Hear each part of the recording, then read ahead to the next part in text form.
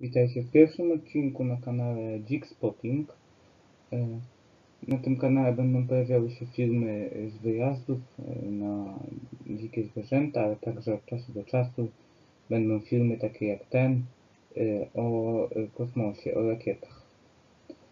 Dzisiaj mamy taki temat top 10 agencji kosmicznych i jeżeli Ci się spodoba na tym kanale, to nie zapomnij zostawić subskrypcji. A my już przechodzimy do tematu.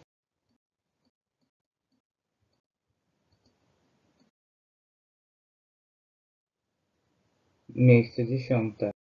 Virgin Galactic. Virgin Galactic zostało założone w 2004 roku przez Richarda Bransona jako część jego Virgin Group. Obecnie firma realizuje loty suborbitalne swoim kosmicznym wahadłowcem Spaceship Two, który jest wystrzeliwany z samolotu White Knight. Firma ta jest coraz bliżej zabrania na pokład Spaceship Two pasażerów.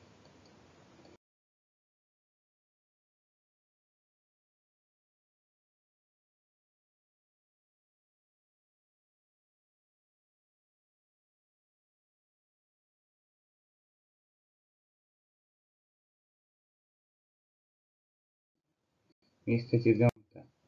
Blue Origin. Firma ta została założona już w 2000 roku przez szefa Amazona Jeffa Bezosa. Jednak wielu ludzi nie podoba się tempo pracy Blue Origin i zdecydowanie chętnie utożsamiają się z SpaceX Elona Muska, który osiąga dużo większe sukcesy mimo faktu, że zostało założone później. Blue Origin realizuje testy suborbitalnej rakiety New Shepard, w której kapsule mają siedzieć pasażerowie. Obecnie pracują również nad rozwinięciem projektu New Glenn.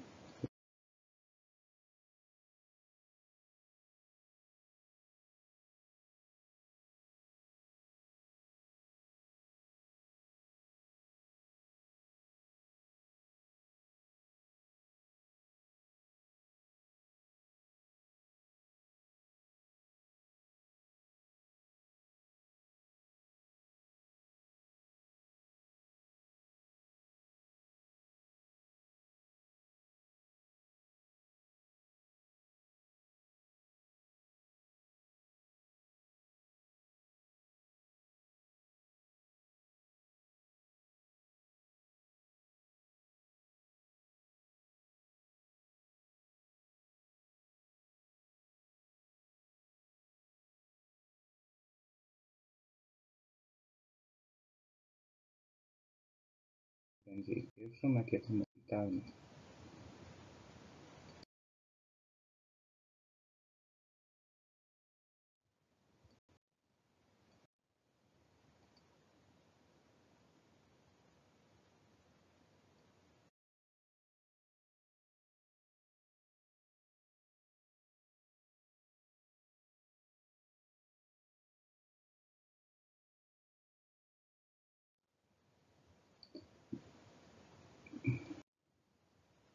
Pracują także nad lądownikiem załogowym w ramach programu HLS, czyli Human Landing System NASA. Konwertują oni z 3 innymi firmami. Miejsce 8. JAXA. JAXA została utworzona 1 października 2003 roku przez połączenie National Space Development Agency (NASA), National Aerospace Laboratory of Japan (NAL), Institute of Space Aeronautical Science (ISAS). Obecnie wynosi w kosmos rzeczy rakietami H-2. Do największych sukcesów JAXA należą dwie sondy, Hayabusa 1 i 2, które zebrały próbki odpowiednio ze Stargate Itokawa i Ryugu. JAXA ma również swoich własnych japońskich astronautów, takich jak chociażby Soichi Noguchi, który wziął udział w ostatniej misji Crew One. Przed połączeniem ISAS był odpowiedzialny za prowadzenie badań kosmosu, planych podczas gdy NAL skupiał się nad technologią lotniczą. NASA została założona 1 października 1969 roku. Zajmowała się rozwojem technologii satelitarnej i rakietowej, a także zbudowała japoński moduł eksperymentalny Kibo, który został przyłączony do Międzynarodowej Stacji Kosmicznej w czasie 3 lotów wahadłowców kosmicznych w latach 2008 i 2009. 2009. Miejsce 7. ISRO.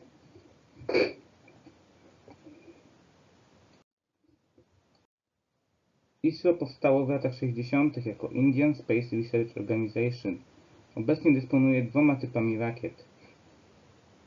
PASRW Polar Satellite Launch Vehicle do wystrzeliwania satelit na orbitę polarną oraz GSLW Geosynchronous Satellite Launch Vehicle do wystrzeliwania rakiet na orbitę geostacjonarną. ISRO uchodzi za jedną z najefektywniejszych agencji kosmicznych, bo z stosunkowo małym budżetem pozwala robić wielkie rzeczy, jak na przykład dotrzeć ich sondą na Marsa za pierwszą próbą. Miejsce 6. Miejsce 6 w tym zestawieniu wędruje do założonego w 2006 roku przez Petera Becka Rocket Lab. Posiada stosunkowo małą rakietę Electron służącą do wynoszenia mniejszych satelit. Obecnie realizowane są próby odzyskania pierwszego stopnia Electrona. W zeszłym roku Rocket Lab przeprowadził test łapania go helikopterem i tak spróbują w przyszłości odzyskać go z orbity.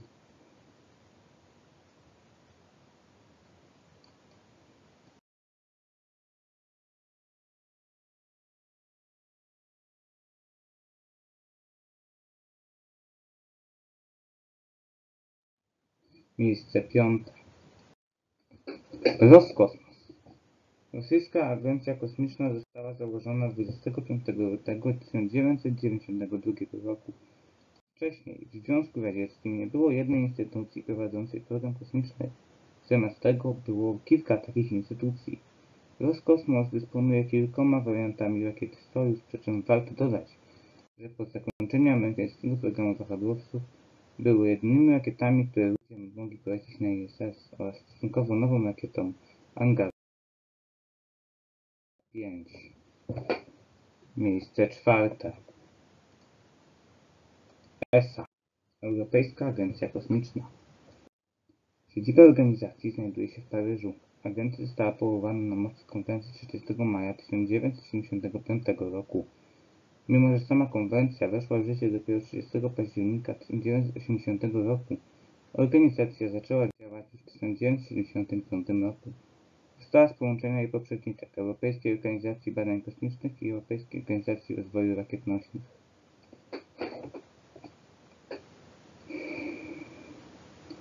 ESA posiada 2 rakiety, Ariane 5 oraz Vega. Wkrótce mają dołączyć Ariane 6. Wysyłają także astronautów na Międzynarodową Stację Kosmiczną. Miejsce 3. Nie trzeba nikomu przedstawiać NASA. NASA zrealizowała 4 programy załogowe Mercury, Gemini, Apollo oraz program STS, czyli program wahadłowców. Obecnie NASA zajmuje się mocno jednorazowej rakiety SLS, co ma pomóc w powrocie człowieka na Księżyc w ramach misji Artemis 3. Artemis 1 i 2 to test kapsuły Orion. Jeden załogowy, drugi bezzałogowy.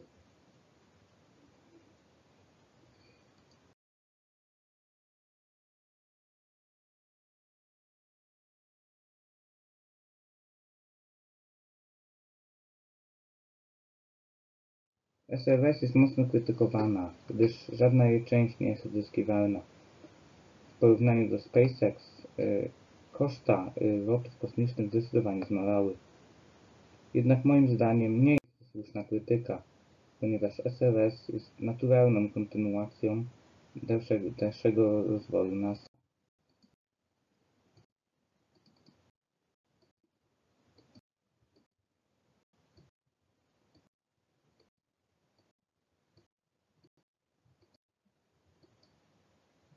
Drugie miejsce. Chińska Agencja Kosmiczna. W ostatnich latach chiński program kosmiczny wzrósł na znaczeniu. Ostatnim wielkim sukcesem było zebranie próbek księżycowych w ramach misji Chang'e 5, ale na tym nie koniec, ponieważ już w tym roku mają zostać wysłane w kosmos pierwsze moduły nowej chińskiej Stacji Kosmicznej. Miejsce pierwsze. Miejsce pierwsze w tym zestawieniu nie jest zbyt dużym zaskoczeniem, ponieważ wędruje do SpaceX. SpaceX Ilona Muska w ciągu kilku lat zostało pierwszą firmą, która dostarczyła ładunek na orbitę, pierwszą prywatną firmą, która dostarczyła ładunek na orbitę, pierwszą prywatną firmą, która dostarczyła ładunek do Międzynarodowej Stacji Kosmicznej i w końcu 30 maja 2020 roku zrealizowali oni misję Crew Demo 2 z dwoma astronautami NASA,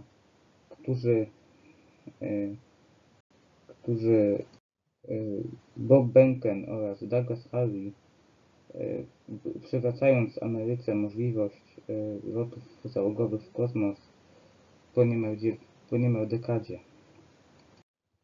SpaceX opracowało też do perfekcji technikę lądowania pierwszym członem rakiet Falcon 9 oraz Falcon Heavy. Falcon Heavy jest tak naprawdę 3 rakietami złożonymi Falconami 9, z których dwie boczne boostery lądują na lądzie, a jeden środkowy na barce pośrodku oceanu.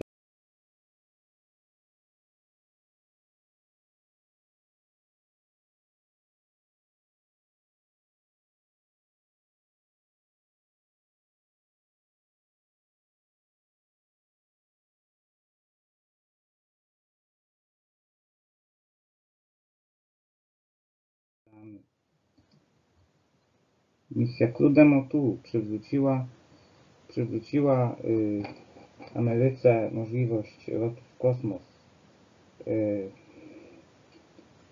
Jednak była także historycznym osiągnięciem, ponieważ była pierwszą misją załogową zrealizowaną przez prywatną firmę. Była także pierwszą misją załogową Crew Dragona, czyli macierzystego statku SpaceX, i pierwszą prywatną misją, w której kiedykolwiek brali udział ludzie.